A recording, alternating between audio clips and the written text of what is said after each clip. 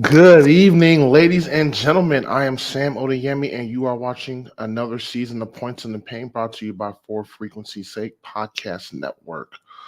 It's good to be back. It's good to be back. This podcast, we talk all things as it relates to NBA basketball. Season gets ready to kick off here the 22nd. So I just wanted to come on tonight and kind of give a little preseason preview of what we should expect this season. And yeah, I'm just really excited to be back. Give me a while to kind of get back in the swing of things and the flow of things. I do have a little itinerary that I put together for tonight. Obviously, I want to talk about the two games that kick off this Tuesday. I'll look over some injuries, look at contenders versus pretenders, and then maybe just look at some rookies. Rookie of the year candidates, and just what to expect from the rookie class. But yeah, welcome to another edition of Points in the Paint. So I guess I will start with the season getting ready to kick off this Tuesday, the 22nd. We have two games slated for this Tuesday.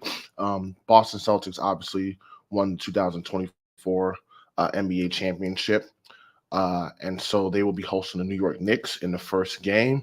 And then the second game, we'll see the Minnesota Timberwolves playing at the Los Angeles Lakers.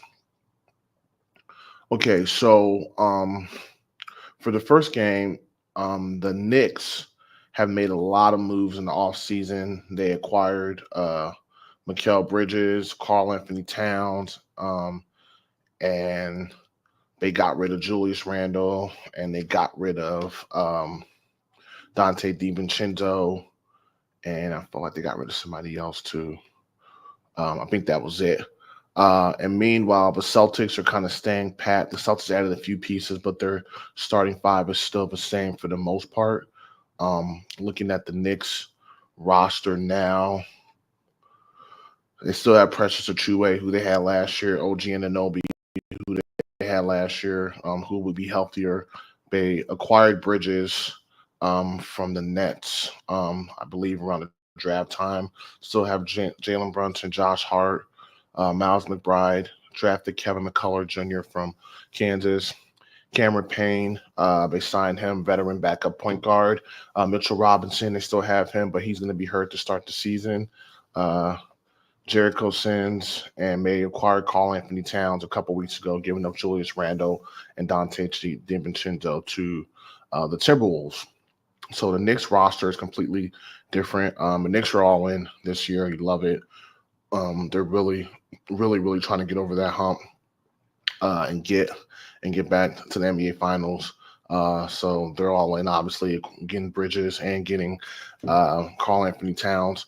Bridges and OG Anunoby are going to be a disgusting perimeter duo defense for most teams.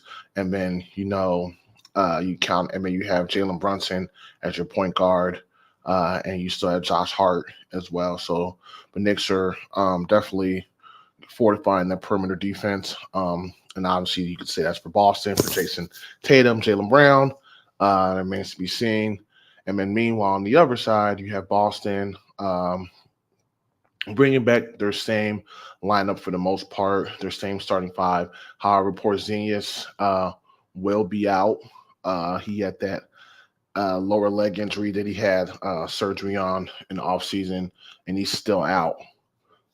So as far as this game goes, I think game one, I think Boston will come out and play well, but I just think their lack of size and size, especially missing Porzingis, and if they're going against this Knicks team, I think that's going to hurt them. And I think the Knicks end up pulling off um, this win. It's one game, an 82 game season. If you're Boston, you're thinking marathon, not sprint. If you're the Knicks, you want to make a statement. So I could see the Knicks winning this game. Tom and starting off the season the right way. Looking at the Celtics roster, um, I know they just waived Lonnie Walker the fourth. Their roster is pretty much the same. I don't think Boston got anybody. No, they didn't pick up anybody. Maybe some rookies, and they signed some free agents. But no notable additions to their roster this year.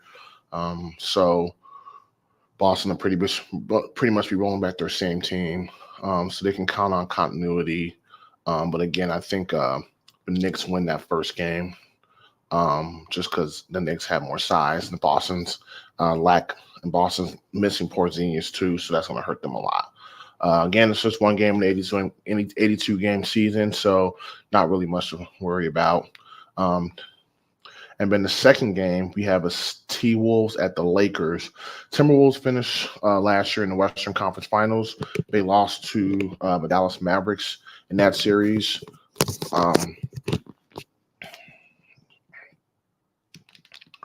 They lost to the Mavericks in that series, and I think the T-Wolves are looking to get back to the Western Conference Finals, if not NBA Finals. They did trade Karl-Anthony Towns, and they acquired Julius Randle and Dante DiVincenzo.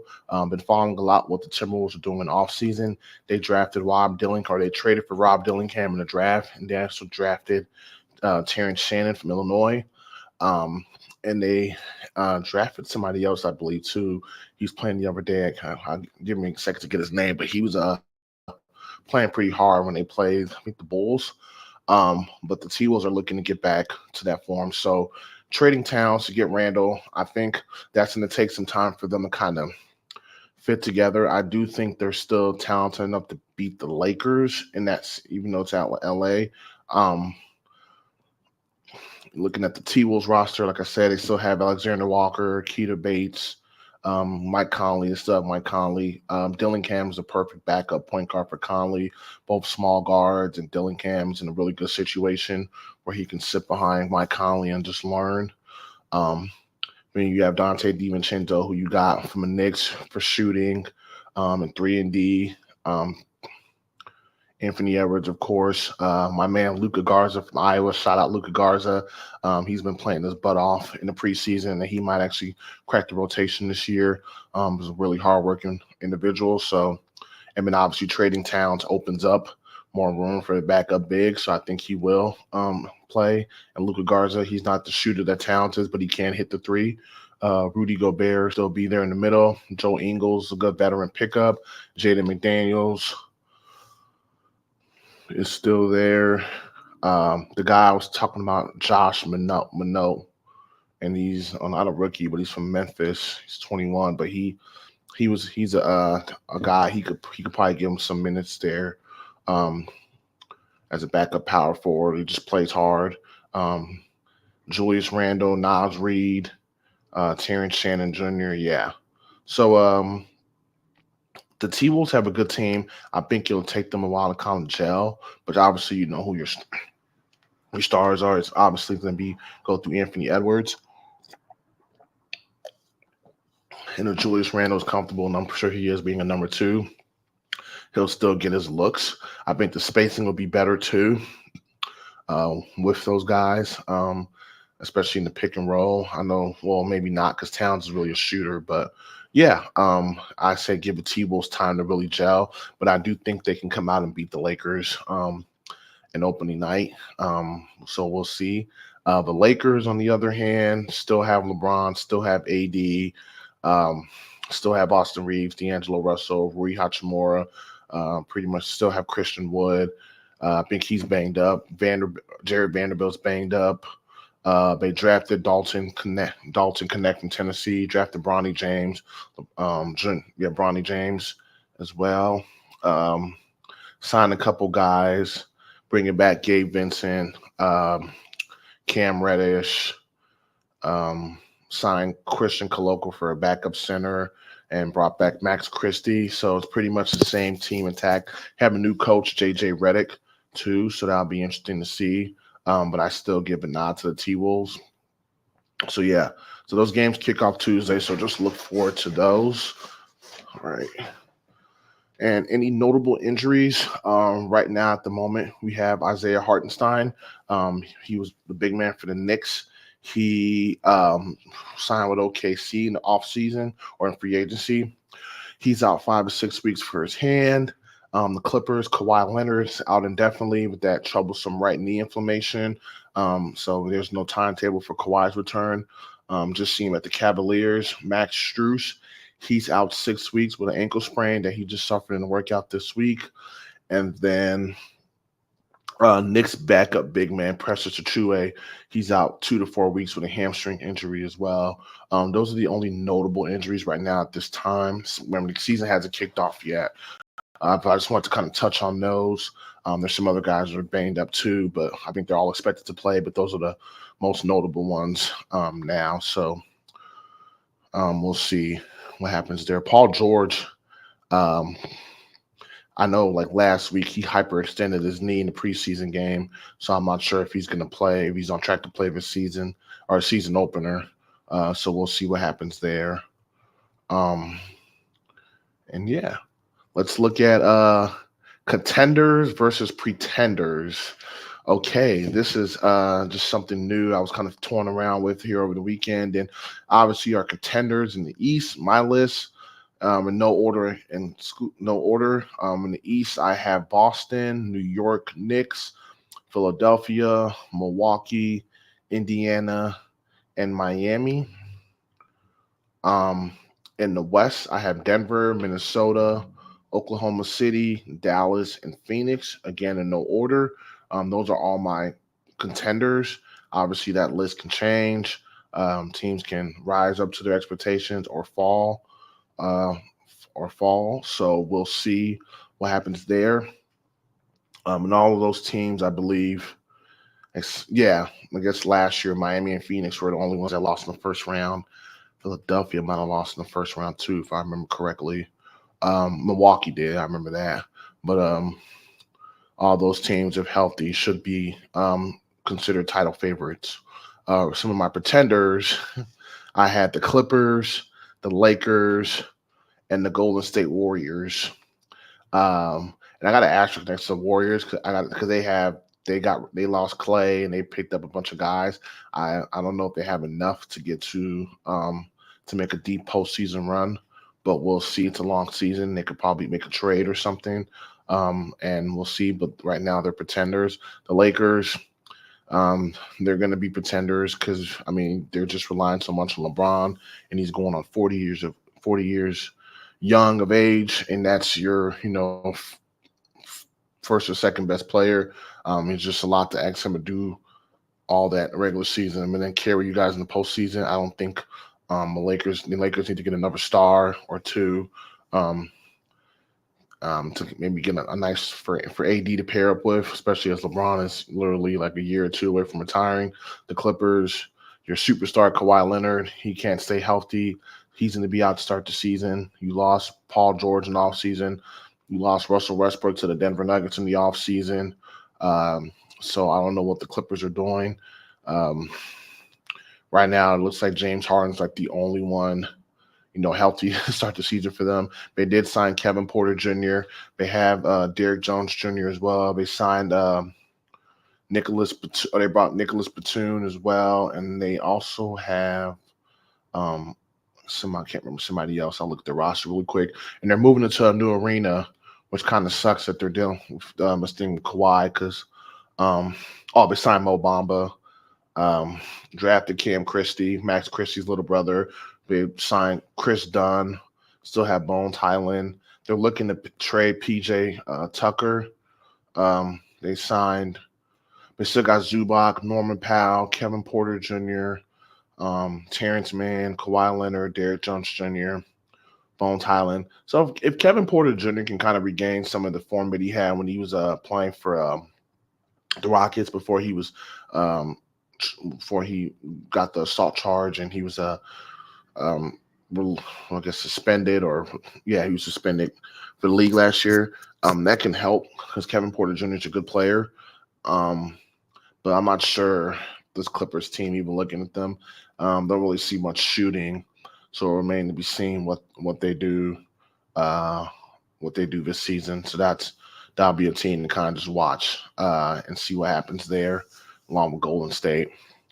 And yeah, those are my contenders versus pretenders. And then my last part is the rookies. And obviously they talk so much about Bronny James. I keep forgetting who the top guys were that were drafted. Alex Sarr, and I can't remember the other guy. Went to Washington. But I guess you had to put one of those guys in line for the rookie for being rookie of the year candidate. I'm trying to see this guy's name. Here we go. Zachary Ricochet. Can't pronounce that. I definitely butchered that. One count out Reed Shepard from Houston. He's looked good in spurts in the preseason. The Bulls drafted a stud too, Matas Buzelis. I think he could be pretty good. I've seen some of his preseason highlights. The Sixers drafted Jared McCain from Duke. He's looked pretty good. Miami drafted a big man, 15, Kelly Ware from Indiana. He's looked pretty good. Rob Dillingham from the Timberwolves and Terrence Shannon, both of their draft picks have looked pretty good. Haven't seen much of Stephon Castle from Spurs in Summer League, but I think he got hurt. Ron Holland, second. I think he looked pretty good for the Pistons. I saw him in some possessions.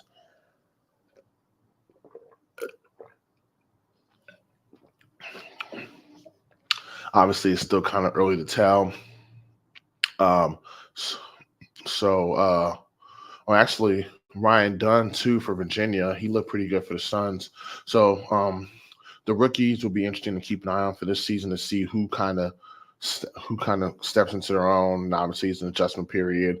But yeah, so looking forward to watching this rookie class. This rookie class wasn't particularly the strongest rookie class according to most draft pundits, and even the first couple draft picks, we were kind of surprised. But we'll see. Like I said, we'll see what happens.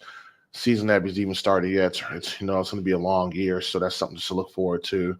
But yeah, that's all I have for tonight. I'm going to tap out and go watch some of that, the Jets and the Steelers game, Sunday Night Football. But yeah, season kicks off Tuesday. I will definitely be back, and I'll probably keep my Monday slot and give you guys that good NBA gospel as it relates to all things NBA. And yeah, I'm just excited to be back. Look forward to connecting with you guys again. My Twitter handle is below. If you have any questions or anything, feel free to tweet me at Mark0220 on the platform Twitter or X, formerly known as Twitter. This is another edition of Points in the Paint. I am Sam Well, and I am signing out. Peace.